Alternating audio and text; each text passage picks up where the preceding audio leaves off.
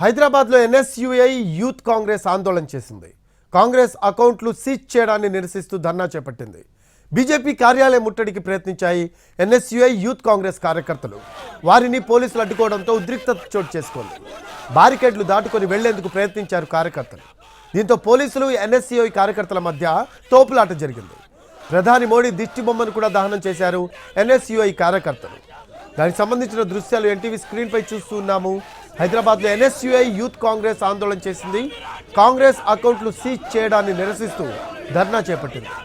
BJP కార్యాలయం ముట్టడికి ప్రయత్నించాయి NSUI youth Congress కార్యకర్తలు. వారిని పోలీసులు అడ్డుకున్నారు. ఉద్రిక్తత చోటు చేసుకుంది.